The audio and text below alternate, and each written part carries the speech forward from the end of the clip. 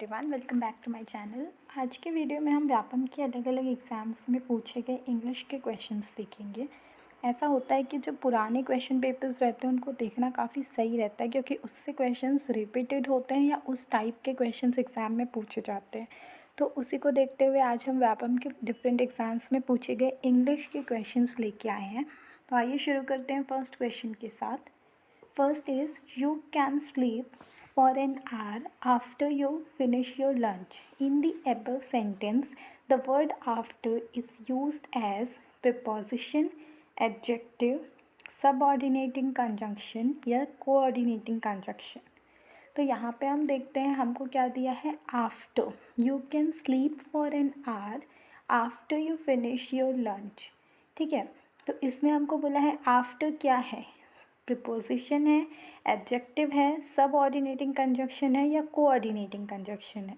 तो आप यहाँ पे देखोगे कि आफ्टर जो है वो प्रिपोजिशन तो नहीं है और ना ही ये एडजेक्टिव है.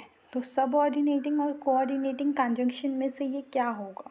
तो जब हम वो चीज़ देखते हैं तो यहाँ पर आपको पता चलता है कि you can sleep for an hour, आप 1 घंटे के लिए सो सकते हो after you finish your lunch, जब आप अपना लंच फिनिश कर लोगे. तो सबऑर्डिनेट कंजंक्शन क्या होता है, वो एक ऐसा वर्ड होता है जो कि एक सेंटेंस को दूसरे सेंटेंस से जो कंबाइन करता है, जिसमें जो सेकंड सेंटेंस रहता है वो अपना एक अलग से मीनिंग नहीं बना सकता. ठीक है, तो यहाँ यू फिनिश लंच ऐसा कोई मीनिंग तो नहीं बन पाएगा. तो आफ्टर जो होता है ये जो रहता है सब ऑर्डिनेटिंग कंजंक्शन होता है. तो इसका आंसर हो जाएगा ऑप्शन नंबर सी, सब ऑर्डिनेटिंग कंजंक्शन. नेक्स्ट क्वेश्चन की तरफ जाएंगे. Dash that time I was feeling sleepy.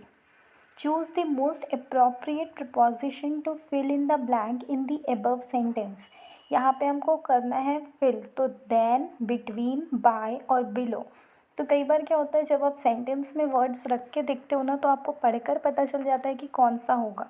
तो सबसे पहले क्या है, देन हम कहाँ यूज़ करते हैं, जहाँ हमको कंपैरिजन करना होता है दो चीज़ों के बीच में. तो यहाँ पर कोई कंपैरिजन तो नहीं है.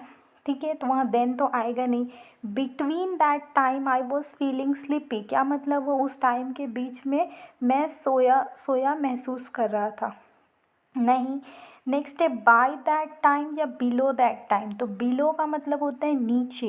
तो नीचे उस टाइम के नीचे या उस टाइम पर मैं स्लीपी महसूस कर रहा था, ये भी नहीं होगा. तो बाय टाइम के साथ मोस्टली क्या होता है, बाय भी यूज़ होता है. तो ये याद रखेंगे, यहाँ पर बाय आएगा. ठीक है, by that time I was feeling sleepy. कई बार क्वेश्चंस आप रख के देखा करो उसमें कि कैसा आंसर आपको मिल रहा है. अगर आपको आंसर सही मिल रहा है तो कई बार हमको ऑप्शंस तो कैंसिल आउट भी होते जाते हैं और कई बार हमको रख कर आंसर पता चल जाता है. नेक्स्ट क्वेश्चन है, we had some very pleasant times in Florida. In the above sentence the phrase some very pleasant time is an example of prepositional phrase. तो प्रिपोजिशन तो यहाँ पर है ही नहीं, ये some very pleasant time. Preposition क्या होता है, इन, ऑन, एट, ये होता है. तो यहाँ पे प्रिपोजिशन क्या है, इन है. तो some very pleasant time preposition नहीं है. वर्ब फ्रेज, तो वर्ब भी नहीं है. सम वेरी प्लेजेंट टाइम में कोई काम होना तो नहीं बताया जा रहा है, तो ये वर्ब भी नहीं है. नाउन फ्रेज, ये इस सेंटेंस में हम बात कर रहे हैं सम वेरी प्लेजेंट टाइम की, तो ये जो है as a noun phrase use हुआ है. ठीक है, तो आंसर हो जाएगा option number C. Next question की तरफ देखेंगे. Choose the wrongly spelled word according to British English. तो अकॉर्डिंग टू ब्रिटिश इंग्लिश हमको रॉन्गली स्पेल्ड वर्ड बताना है, या तो फिर ऐसे भी आप जब देखोगे तो सेल्फ जैसा कोई वर्ड नहीं होता. बफेलोज सही है, एम्पलीफायर सही है, ऑफुल सही है. सेल्फ्स नहीं होता है. सेल्फ का प्लूरल क्या होता है, सेल्व्स होता है, VES. तो ये क्या हो गया, रॉन्गली स्पेल्ड वर्ड हो गया. तो आंसर हो जाएगा option number A. Next question पे जाएंगे. Read the following sentence. Dogs make good pets. Bring in the dogs. Choose the most appropriate answer regarding the use or absence of article in the above sentence. Only one is correct. Only two, if only two is correct. Both are incorrect या both are correct. तो यहाँ पे देखेंगे dogs make good pets. Bring in the dogs.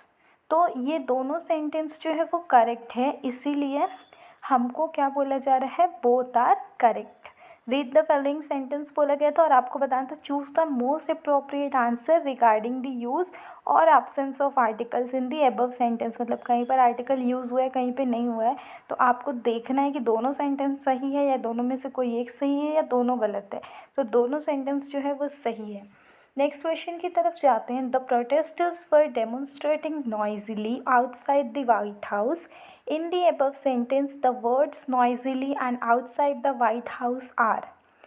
Choose the most appropriate answer. Both are adverbials, both are adjective. Noisily is adjective and outside the house is adverbial. Noisily is adverb and outside the White House is adjective.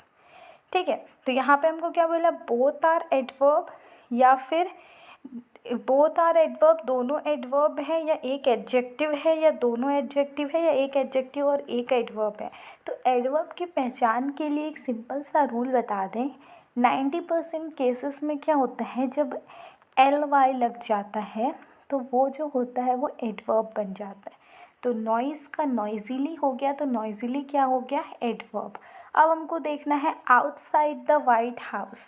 तो sentence क्या दिया है, the protesters were demonstrating noisily outside the White House. तो outside the White House क्या हो जाएगा, protesters जो थे वो डेमोन्स्ट्रेट कर रहे थे ज़ोर ज़ोर से। कहाँ पर कर रहे थे, आउटसाइड द वाइट हाउस। तो ये क्या हो जाएगा, एडजेक्टिव हो जाएगा। तो सेकेंड वाला एडजेक्टिव है और फर्स्ट वाला एडवर्ब है। ठीक है, तो करेक्ट आंसर क्या हो जाएगा, option number D. Option number D जो होगा वो करेक्ट हो जाएगा। ठीक है, नेक्स्ट क्वेश्चन की तरफ जाएंगे। Choose the word which is not an appropriate synonym of the word hit. यहाँ पर हमको बताना है कि कौन सा वर्ड है जो अप्रोप्रिएट सिनोनिम नहीं है हिट का। तो हिट मतलब क्या होता है, मारना। तो आप नॉक करोगे तो भी आप हिट कर सकते हो, बैंग करोगे तो भी वहाँ पर हिट कर सकते हो, और बैश बोलोगे तो भी वहाँ पर हिट कर सकते हैं। तो ये तीनों जो है हिट का एक अप्रोप्रिएट सिनोनिम हो सकता है। तो करेक्ट आंसर हो जाएगा option number D, none of the above. तो यहाँ पर हम देख सकते हैं कि नॉक, बैंग और बैश तीनों जो है हिट के एक सिनोनिम हो सकता है। नेक्स्ट है, choose the word which is most appropriate antonym of the word wane. तो वेन का जो एंटोनिम है वो है wax, WAX, wax. Next question है, Rahul said to me we are mortal. Choose the correct transformation of the above sentence into indirect narration. तो हमको direct से इनडायरेक्ट में करना। Rahul said to me we are mortal. ठीक, तो Rahul said to me that we are mortal, Rahul said to me that we were mortal, Rahul says to me that we are mortal, या Rahul said to me that he and I were mortal। तो यहाँ पे आप देखोगे कि Rahul said to me, Rahul said to me ये तो same रहेगा और सब में सेम है, सेज नहीं होगा। सेड है तो वो पास्ट टेंस को प्रेजेंट में नहीं चेंज कर सकते, जो टेंस है टेंस का फॉर्म वही रहेगा। ठीक है, अब सेकंड में देखो क्या दिए हैं, वी वर मॉर्टल। तो जब वहाँ पे वी आर लिखा है तो वी वर कैसे हो सकता है, तो ये तो रॉन्ग हो गया। थर्ड वाला तो ऑलरेडी रॉन्ग है क्योंकि सेड को सेज कर दिया है। अब फोर्थ में देखते ही एंड आई वर मॉर्टल। तो जब वहाँ पे वी दिया है तो ही एंड आई हम लोग यूज़ नहीं करेंगे, और यहाँ पे भी वर दिया है तो वर तो आप ले नहीं सकते क्योंकि आ रहा है जब वो, तो यहाँ पे वर नहीं हो सकता। तो Rahul said to me that we are mortal, option number A जो होगा वो करेक्ट हो जाएगा। नेक्स्ट क्वेश्चन देखते हैं, द प्लूरल ऑफ काफ। तो मोस्टली जब भी वर्ड के लास्ट में एफ रहता है तो वो जो रहता है प्लूरल बनने में वहाँ पे VES रख जाता है।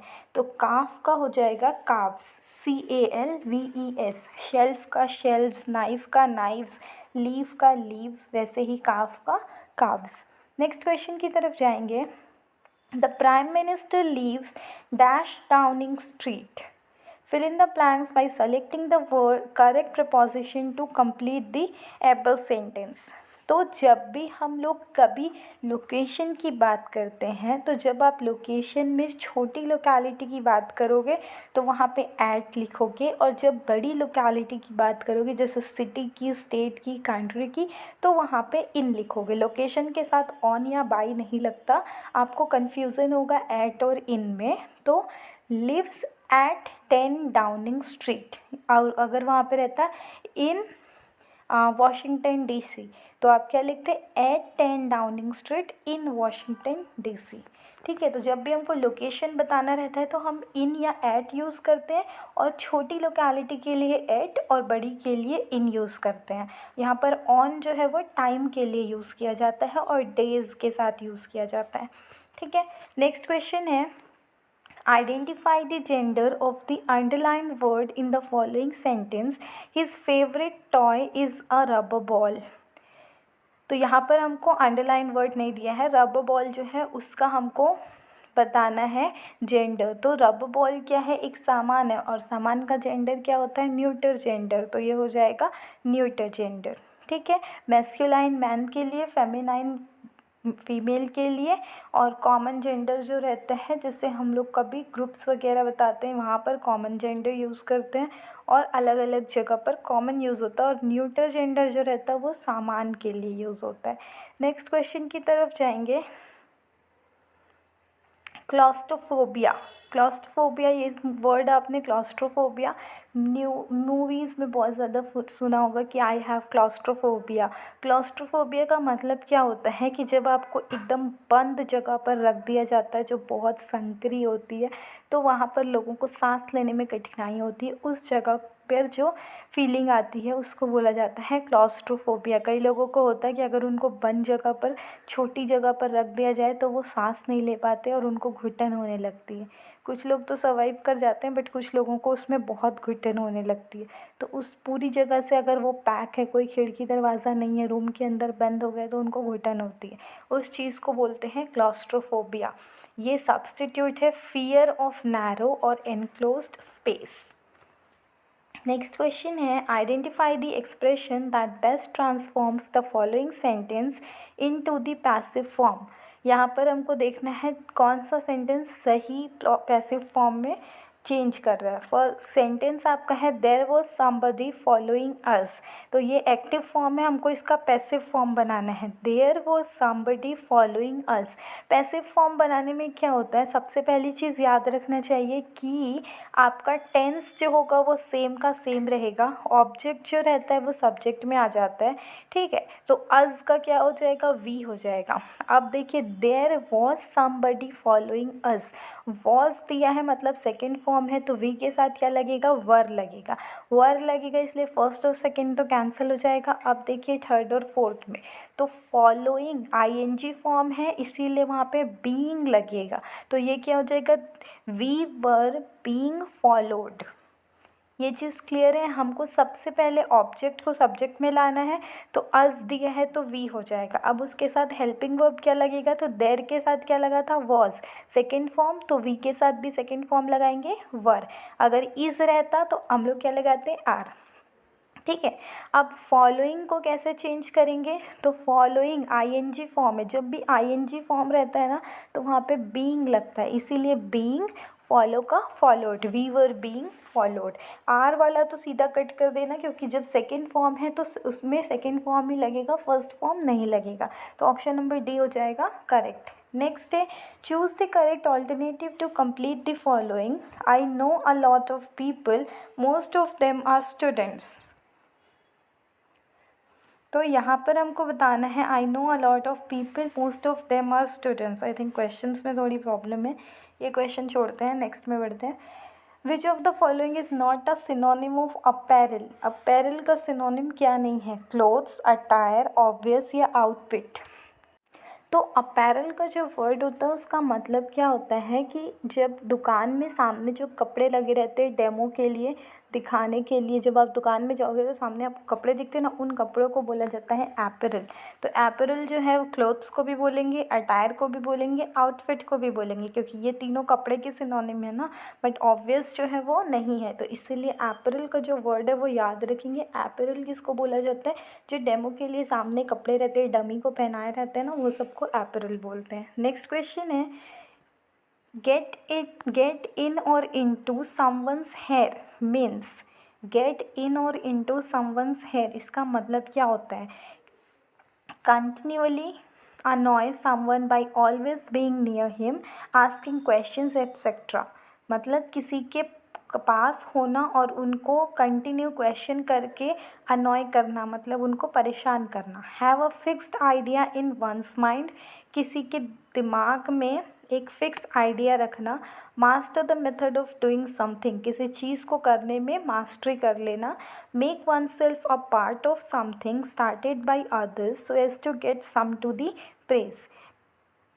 तो क्या बोला जा रहा है? Make one self a part of something, खुद को किसी चीज़ का पार्ट बना लेना। स्टार्टेड बाई अदर्स, किसी और के द्वारा जो स्टार्ट किया गया था, सो आपको भी कोई प्रेज करे। ठीक है, तो इसमें से हमारा करेक्ट आंसर क्या होगा? गेट इन और इनटू समवंस हेयर, मतलब किसी के बालों में, दिमाग में घुस जाना। उसका मतलब होता है कि continuously annoy someone by always being near them and asking questions etcetera. तो ऑप्शन नंबर ए जो होगा वो करेक्ट होगा। नेक्स्ट है choose the sentence from the given alternatives that best express the following sentence in indirect speech. तो यहाँ पर हमको 4 सेंटेंस दिए हुए हैं, हमको बताना है कि ये इसका करेक्ट इनडायरेक्ट स्पीच कौन सा होगा। He says I am glad to be here this evening. ठीक है, तो I am glad, he says, उसने कहा I am glad to be here this evening, आज शाम मैं यहाँ आकर बहुत खुश हूँ। तो हमको ये डायरेक्ट स्पीच में है, तो हमको इनडायरेक्ट में क्या बताना है? उसने कहा कि वो यहाँ आकर बहुत खुश है इस शाम में। ठीक है, तो वो होगा तो ही हो जाएगा। ठीक है, अब देखो आई एम है, तो आई एम के साथ आई ही इज़ ही लगेगा, वॉज नहीं लगेगा। तो वॉज वाले जितने हैं सबको देखने की भी ज़रूरत नहीं है, क्योंकि प्रेजेंट में है तो प्रेजेंट में ही आंसर आएगा। तो वॉज वाले 3 हैं, तीनों को कट कर देंगे, तो ऑप्शन नंबर सी जो होगा वो करेक्ट हो जाएगा। ठीक है, नेक्स्ट क्वेश्चन की तरफ जाएंगे। Our new dash is printed on recycled paper. Fill in the blanks by selecting from the given alternatives to complete the above sentence। तो हमको यहाँ पे स्टेशनरी की करेक्ट स्पेलिंग देखनी है, जो कि है option number A, stationery, STATIONARY, ERY, ORY और NRY नहीं होगा, तो आंसर होगा option number A. Next question है the study of the origin of words और of word histories is called.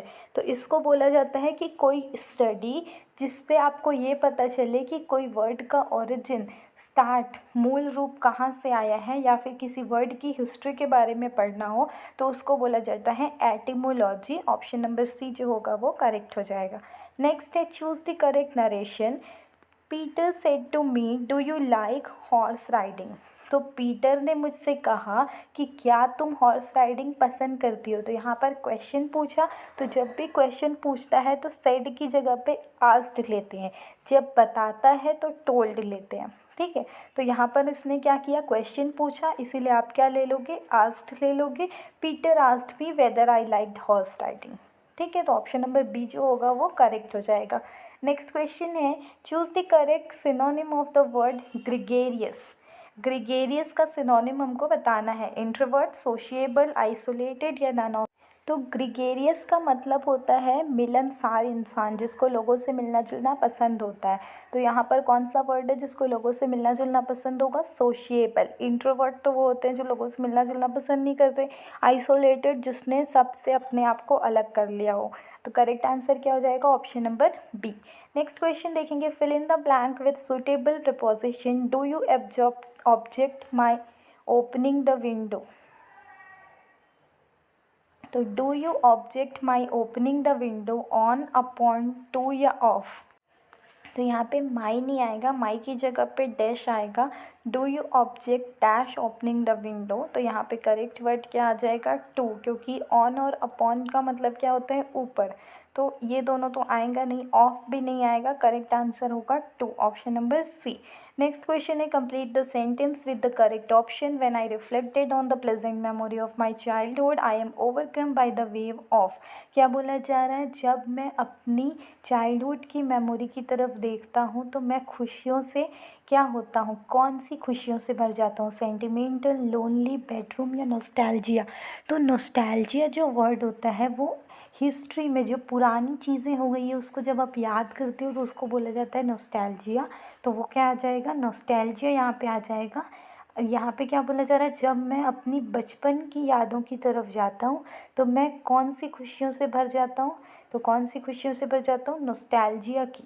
ठीक है, आई am overcome bye a wave of, किससे भर जाता हूँ, नॉस्टैल्जिया। जब भी पुरानी यादों को बात करने की आती है तो वो आता है नॉस्टैल्जिया वर्ड। नेक्स्ट है, she in the temple for last year for last 1 hour which of the following will fill up the blank. She के बाद डैश आएगा, ठीक है, she dash in the temple for last 1 hour which of the following will fill up the blank. तो यहाँ पे देखते हैं sat, she sat in the temple for last 1 hour. तो जहाँ पर फॉर लगा है ना, इसका मतलब है कि ये चीज़ कंटिन्यूसली अभी भी हो रही है। तो शी सैट लिख दोगे तो वो पिछले 1 घंटे से बैठी थी, तो वो नहीं आएगा।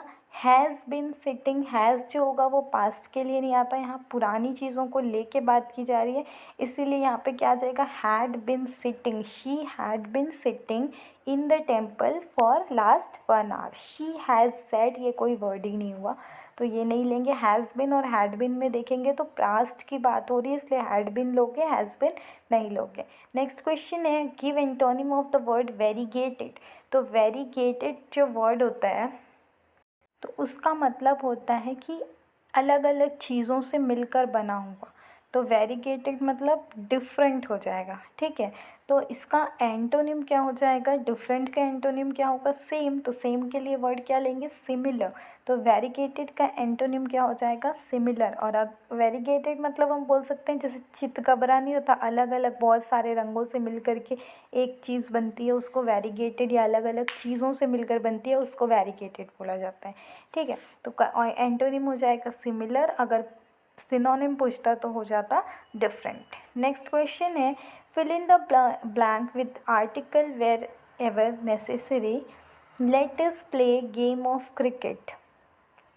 तो यहाँ पर देखते हैं एन, ए या द, कौन सा आर्टिकल आएगा, let us play dash game of cricket. तो यहाँ पर कौन सा आर्टिकल आ जाएगा, let us play an game of cricket, no, a game of या द गेम ऑफ। तो द तो हम लोग यूज़ करते हैं जब हम किसी पर्टिकुलर चीज़ की बात कर रहे हैं, तो यहाँ पे नॉर्मल है तो यहाँ पर एन तो आएगा नहीं, मतलब ए आ जाएगा, let us play a game of cricket. Next question है, the new tar blocks are than dash of old buildings.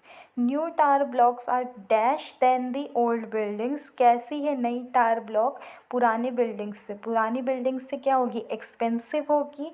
तो एक्सपेंसिव देन नहीं होगा, एक्सपेंसिव देन कोई वर्ड नहीं बना, देन जब लग जाता है THAN मतलब वहाँ कंपैरिजन होना चाहिए। तो एक्सपेंसिव को तो आप कट कर दो, स्ट्रॉन्गर और मच हायर इन दोनों में से लोगे, क्योंकि ये दोनों में देखो सेकेंड फॉर्म यूज़ हुआ है, और जब भी देन होता है मतलब वहाँ कंपैरिजन की बात होती है, और कंपैरिजन में हमेशा सेकेंड फॉर्म यूज़ होता है। तो या तो स्ट्रॉन्गर होगा या तो मच हायर होगा। तो यहाँ पर हमको टावर ब्लॉक है और ओल्ड बिल्डिंग, इन दोनों के बीच में कंपैरिजन करना है, तो दोनों को तोड़ फोड़ के तो देखेंगे नहीं, हमने क्या किया, उनकी हाइट देखी होगी तभी हम बता रहे, मतलब much higher. Option number C जो होगा वो करेक्ट हो जाएगा। नेक्स्ट है, choose the correct antonym of the word invigorate. Invigorate का करेक्ट एंटोनिम क्या होगा, एनर्जाइज, डल, रिवाइव या स्पर। तो हम देखते हैं कि इनविगोरेट का मतलब क्या होता है। तो इनविगोरेट होता है किसी चीज़ को एनर्जी देना, जब आप किसी चीज़ को एनर्जी दे देते हो तो वो आ जाता है इनविगोरेट में। तो इनविगोरेट का उल्टा क्या हो जाएगा, किसी चीज़ को डल बना देना। तो यहाँ पर ऑप्शन क्या हो जाएगा, बी, डल। अगर सिनोनिम पूछता तो एनर्जाइज और रिवाइव दोनों होता, ठीक है। नेक्स्ट क्वेश्चन है, fill in the blank with the correct form of verb. The boys are eager to the higher classes, the boys are eager dash to the higher classes, ऐसा question है। तो eager to be promoted to the higher classes, eager to promote नहीं, eager to be permitted नहीं, तो correct answer क्या होगा, the boys are eager to be promoted to the higher classes. Next question है, choose the correct spelling of the following. Unscrupulous की spelling बतानी है हमको, तो अनस्कर्प्लस की जो करेक्ट स्पेलिंग हो जाएगी UNSCRUPULOUS, unscrupulous, option number A. Next question है, he jumped off the bus while it, वो बस से कूदा, वाइल जब वो क्या थी, moved, was moving, had moved या नन ऑफ द एबव। तो यहाँ पर आप देख के बता सकते हो कि जब वो बस से कब कूदा, जब बस चल रही थी, तो while it was moving, option number B. Next है, choose the correct passive sentence, he has to sell the house.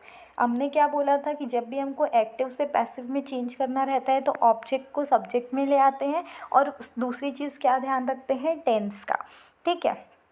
तो द हाउस तो सामने में आ जाएगा, तो जिसमें जिसमें द हाउस है उसको देख लो, तो द हाउस तो सिर्फ एक में है, तो हम लोग द हाउस को ही लेंगे। अब देखते हैं, एक में वॉज दिया है, एक में मस्ट दिया है, तो अगर द हटा दिया और हाउस लिया, ठीक है, तो उससे अगर ऑप्शन देखेंगे तो हैज़ की जगह वॉज तो होगा नहीं, तो ऑप्शन नंबर बी काट दो। मस्ट बी सोल्ड, तो ऐसा कुछ तो बोला नहीं है, house must be sold, he has to sell the house, तो ये क्या हो जाएगा correct answer, the house has to be sold by him, option number A जो है वो देख के पता चल रहा है करेक्ट है। बहुत सारी चीज़ें ध्यान नहीं देनी पड़ती, कुछ कुछ चीज़ें देखो तो आपको आंसर खुद ब खुद मिल जाता है ऑप्शंस में, तो क्वेश्चन पढ़ के ऑप्शंस पढ़ा करो, फिर बन जाता है। नेक्स्ट है, this people dash houses were destroyed in the earthquake need our help, these people who dash houses, whose houses, whom houses या which houses। तो यहाँ पर हम देखते हैं वो लोग, घर, जिनका घर डिस्ट्रॉयड हो गया है अर्थक्वेक में, उनको हमारी हेल्प चाहिए, तो जिनका के लिए आप हु तो यूज़ करोगे नहीं, जिनके के लिए या जिसके के लिए क्या यूज़ करते हैं हम, हुज़ यूज़ करते हैं। होम मतलब कौन सा पर्सन के लिए, और विच मतलब कौन सा पर्सन थिंग्स के लिए यूज़ होता है, पर यहाँ पर हम जब रिलेट करते हैं तो वहाँ पे हुज़ यूज़ करते हैं। तो इस क्वेश्चन में आप जब लगा के पढ़ोगे ना वर्ड को, आपको खुद आंसर पता चल जाएगा, तो करेक्ट आंसर है ऑप्शन नंबर बी। नेक्स्ट है, choose one substitute, one who is against the religion, तो वो जो रिलीजन के अगेंस्ट होता है उसको कन्फर्मिस्ट तो बोल नहीं सकते, बिलीवर भी नहीं बोल सकते, ऑर्थोडॉक्स मतलब क्या होता है, जो पुरानी सोच वाला होता है, तो जो अगेंस्ट द रिलीजन है वो कहलाता है हेरेटिक। नेक्स्ट क्वेश्चन है, choose the correct synonym of the word squalid, squalid, filthy, happy, clean, eager.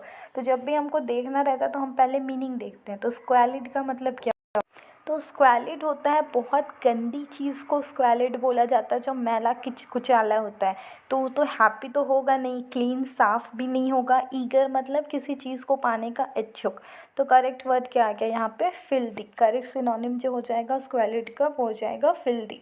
Next question है, there were dash 20 people there, choose the correct word, hardly, scarcely, barely या none of the above। तो there were hardly 20 people there, वहाँ पर मुश्किल से 20 लोग थे, ठीक है, तो मुश्किल से 20 लोग थे, हार्डली बोलेंगे, स्कैर्सली बोलेंगे, बेरली बोलेंगे, तो वर्ड क्या आएगा वहाँ पे, barely, there were barely 20 people there. Next है, he was the most eloquent speaker dash I ever heard, choose the correct pronoun हमको बताना है, who, which, that, none of the above. तो विच तो थिंग के लिए होता है तो वो हटा दो। ही was the most eloquent speaker, वो सबसे इलोक्वेंट स्पीकर था या सबसे ज़्यादा था जिन्हें मैंने सुना, तो यहाँ पर whom आई एवर हर्ड हो सकता है या फिर दैट आई एवर हर्ड हो सकता है। दैट जो रहता है वो पर्सन के लिए और थिंग के लिए दोनों यूज़ करते हैं। Who I ever heard correct नहीं बैठ रहा, तो यहाँ पे दैट आई एवर हर्ड आएगा, ठीक है, तो ऑप्शन नंबर सी करेक्ट हो जाएगा। नेक्स्ट है, Patna is dash from Sitamarhi than Hajipur, Patna Sitamarhi से क्या है हाजीपुर के कंपैरिजन में, तो यहाँ पे कंपैरिजन बोल दिया, मतलब सेकंड फॉर्म लेंगे। तो जब सेकंड फॉर्म लेंगे तो सी तो होगा ही नहीं, क्योंकि नियर आएगा ही नहीं। अगर नियरर रहता तो आ सकता था। फर्दर कोई सेकंड फॉर्म नहीं है। फार्दर मतलब दूर, तो फादर जो होगा ऑप्शन नंबर ए, वो यहाँ पे करेक्ट आएगा, ऑप्शन नंबर ए आ जाएगा। ठीक है, जब भी आप यहाँ पे THEN देन देखो ना, तो वहाँ पर आप ER वाला से फॉर्म ढूंढा करो। तो ER के कन्फ्यूज़न के लिए हमको फर्दर भी बता दिया, पर फर्दर सेकेंड फॉर्म नहीं है, फर्दर जो है वो नॉर्मली वर्ड है। ठीक है, तो ए करेक्ट हो जाएगा। नेक्स्ट है, punishment in schools must be discourage, choose the correct word. Corporal punishment in school must be discourage, तो हमको कॉर्पोरल की करेक्ट स्पेलिंग बतानी है, तो वो है ऑप्शन नंबर बी। नेक्स्ट है, the point where the earth and sky seems to meet, तो वो पॉइंट जहाँ पर अर्थ और स्काई मिलते हैं उस पॉइंट को बोला जाता है क्षितिज या फिर हॉरिजन, ऑप्शन नंबर ए। ठीक है, नेक्स्ट है, choose the synonym of the word tactical, तो टैक्टिकल का सिनोनिम क्या होता है? प्रूडेंट, ऑप्शन नंबर सी जो है करेक्ट है। हम देखते हैं टैक्टिकल का मतलब। तो टैक्टिकल का मतलब होता है किसी चीज़ को पाने के लिए आप जो क्या बोलते हैं, कोई ट्रिक लगाते हैं, उसको बोला जाता है टैक्टिकल। तो इम्पोलाइट तो होगा नहीं, इम्पोलाइट मतलब क्या होता है? जो विनम्र नहीं होता उसको इम्पोलाइट बोलते हैं। अनवाइज मतलब जो बुद्धिमान नहीं है। अनटाइमली, ये भी कोई वर्ड नहीं हुआ, तो करेक्ट आंसर क्या हो जाएगा? प्रूडेंट, प्रूडेंट को बोला जाता है टैक्टिकल। ठीक है, तो आज के लिए इतने ही क्वेश्चंस थे। आई होप ये क्वेश्चंस आपको क्लियर हो गए होंगे। और इसी टाइप के क्वेश्चंस जो होते हैं वो एग्ज़ाम में पूछे जाते हैं, तो टाइप ऑफ क्वेश्चंस आपको बताने की कोशिश की गई इस वीडियो में। आई होप ये सीरीज़ आपको पसंद आई होगी। If yes then please hit the like button, comment if you have any query or suggestion regarding any of the questions, and if you want to support me, please hit the like button and subscribe the channel and share the video with others also. Thank you, have a nice day.